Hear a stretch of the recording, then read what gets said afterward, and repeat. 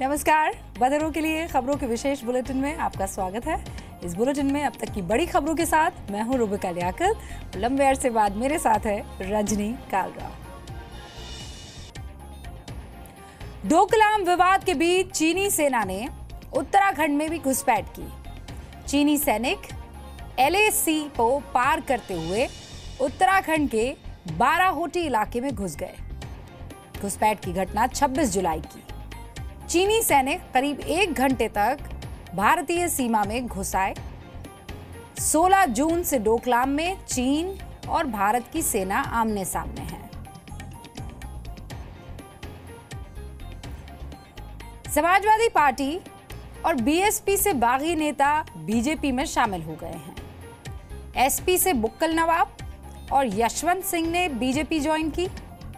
BSP से MLC Jaiveer Singh भी BJP में शामिल हो गए। सभी ने यूपी के डिप्टी CM केशव प्रसाद मौर्य की मौजूदगी में पार्टी ज्वाइन की। यूपी दौरे के आखिरी दिन आज अमित शाह ने प्रेस कॉन्फ्रेंस की। कहा, अयोध्या में राम मंदिर जरूर बनेगा, लेकिन संवाद और कानूनी प्रक्रिया के जरिए। दावा किया 2019 में बहुमत से केंद्र में दोबारा सरकार बनाएगी। 3 साल में ऐसे काम किए जो 50 साल में नहीं हुए। बिहार में पार्टी तोड़ने के सवाल पर कहा, हमने गठबंधन नहीं तोड़ा, नीतीश ने खुद इस्तीफा दिया। योगी सरकार के काम पर कहा, 3 महीने के कामकाज से संतुष्ट हैं। यूपी की कानून व्यवस्था सुधरने में वक्त लगेगा। जब से विवादित ढांचा गिरा, तब से सातत्यपूर्ण तरीके से भारतीय जनता पार्टी के चुनावी घोषणा पत्र के अंदर एक बात लिखी गई है कि हम कानूनी तरीके से राम मंदिर वहां पर बनाएंगे। कोर्ट के फैसले से राम मंदिर बनेगा या तो संवाद से। सातत्यपूर्ण तरीके से हमारे स्टैंड में कोई बदल कभी नहीं।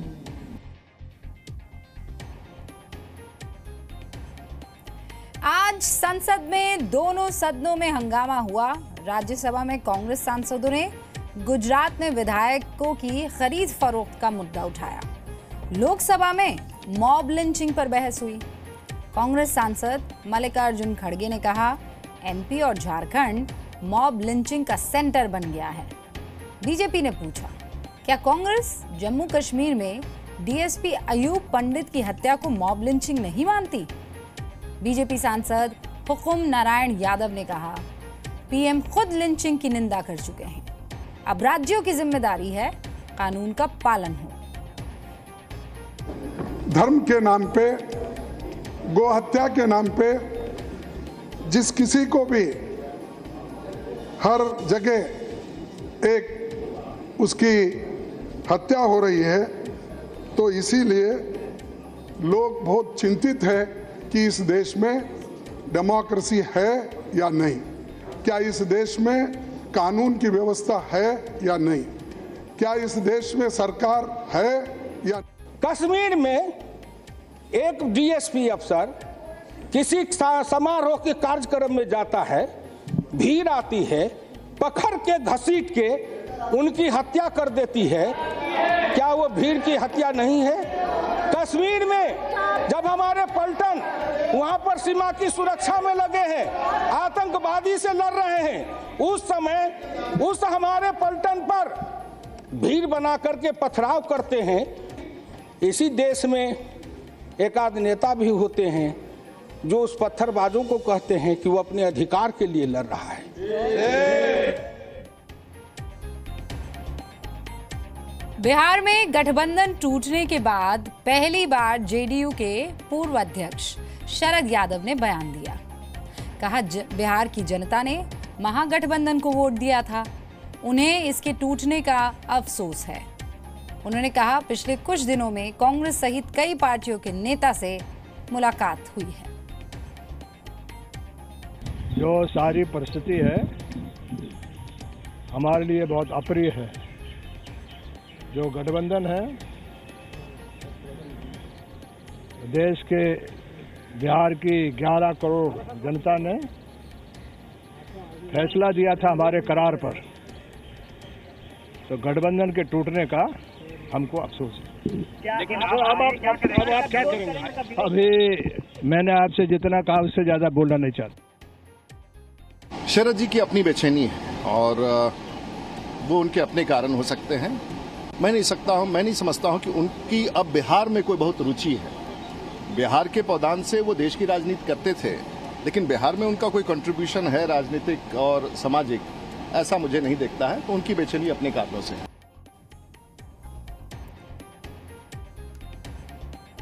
बिहार में नीतीश कुमार मंत्रिमंडल में जगह नहीं मिलने की वजह से पूर्व सीएम जितिन राम मांझी नाराज है। रामविलास पासवान के भाई पशुपति नाथ पारस को मंत्री पद मिलने से जितिन राम मांझी खुश नहीं है।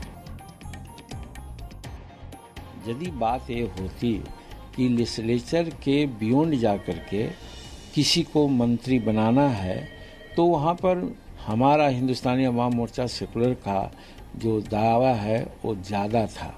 लेकिन इस नीति को लोग तिलांजलि भी दिए और वैसे आदमी को बनाया गया, वैसे दल को बनाया गया जिनका रिप्रेजेंटेशन ऑलरेडी है। भारत सरकार में मंत्री हैं, सांसद हैं। पीएम मोदी लगातार बीजेपी सांसदों से मिल रहे हैं। आज पीएम ने हरियाणा, हिमाचल प्रदेश, पंजाब, जम्मू कश्मीर, चंडीगढ़ और उत्तराखंड के सांसदों से बात की। राज्य सरकार को सहयोग करने को लिए भी कहा। केंद्र की योजना लोगों तक पहुंचाने के निर्देश भी दिए। ट्रांसफर पोस्टिंग से दूर रहने की हिदायत दी। 2 अगस्त को पीएम मोदी बिहार के सांसदों से मुलाकात करेंगे। पीएम आवास पर यह मुलाकात होगी। गुजरात के मुख्य सचिव इलेक्शन कमीशन को कांग्रेस विधायक की खरीद फरोख्त के आरोप पर रिपोर्ट देंगे। मुख्य सचिव ने मामले की जांच के लिए आदेश दिए हैं। आज शाम 5 बजे तक ईसी को प्राइमरी रिपोर्ट सौंपी जाएगी। वरिष्ठ पुलिस अधिकारी मामले की जांच करेंगे।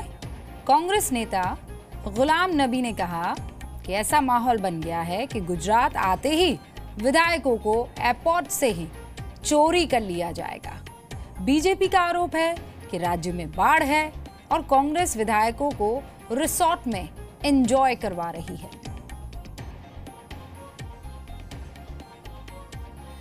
महाराष्ट्र बीजेपी के नेता राज पुरोहित ने एआईएमआईएम विधायक वारिस पठान और समाजवादी पार्टी नेता अबू आजमी को निलंबित करने की मांग की है।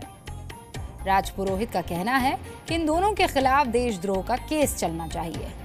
शिवसेना नेता प्रकाश सुर्वे ने कहा कि वंदे मातरम ना कहने वाले पाकिस्तान चले जाएं। 2 दिन पहले महाराष्ट्र विधानसभा के बाहर वंदे मातरम कहने को लेकर हंगामा हुआ था। मुंबई के चेंबूर इलाके में सीएनजी पंप से गैस लीक हो गई। एहतियातन चेंबूर से पनवेल जाने वाले हाईवे को थोड़ी देर के लिए रोक दिया गया। फायर ब्रिगेड की बहुत सारी गाड़ियां मौके पर पहुंची। लीक होने वाली गैस की मात्रा इतनी ज्यादा थी कि आसपास के लोगों को सांस लेने में तकलीफ होने लगी। फिलहाल सिचुएशन अंडर कंट्रोल है। राजस्थान के कई हिस्से बाढ़ से प्रभावित है। आज सीएम वसुंधरा राजे ने बाढ़ प्रभावित इलाकों का दौरा किया। जालौर में हवाई सर्वेक्षण किया। राजस्थान में बाढ़ से अब तक 15 से ज्यादा लोगों की मौत हो गई है। पीएम मोदी ने राजस्थान और असम में बाढ़ से मरने वाले परिवार वालों को 2 लाख रुपए देने का ऐलान किया है। तमिलनाडु के रामेश्वरम में दिवंगत राष्ट्रपति एपीजे अब्दुल कलाम की मूर्ति के सामने गीता के साथ बाइबल और कुरान भी रख दिया है। कुछ लोगों ने इस बात पर आपत्ति जताई थी कि वीणा बजाते हुए कलाम की मूर्ति के सामने सिर्फ गीता क्यों रखी है। इस सवाल के बाद वहां पर बाइबल और कुरान भी रख दिया गया है। जम्मू कश्मीर के अनंतनाग में नकाब पहने 3 लोगों ने हथियार दिखाकर बैंक लूट लिया। करीब 5 लाख रुपए जम्मू कश्मीर बैंक की ब्रांच से लूट लिए गए और इस दौरान लुटेरों ने बैंक कर्मचारी से मारपीट भी की। आतंकी लगातार बैंकों को वहां पर निशाना बना रहे हैं। काबुल में एक कार में रखे बॉम्ब में धमाका हो गया। इसके बाद अज्ञात लोगों ने गोलीबारी भी शुरू कर दी। हमलावरों ने इमारत में घुसने की भी कोशिश की। पुलिस ने कहा निशाने पर ईरानी दूतावास था। हमलावरों के साथ मुठभेड़ अभी भी चल रही है। अभी तक किसी तरह के नुकसान की कोई खबर नहीं है। बधिरों के लिए समाचार के इस बुलेटिन में आज के लिए बस इतना ही। कल फिर हाजिर होंगे कुछ और बड़ी खबरों के साथ। तब तक के लिए देखते रहिए जी न्यूज़। नमस्कार।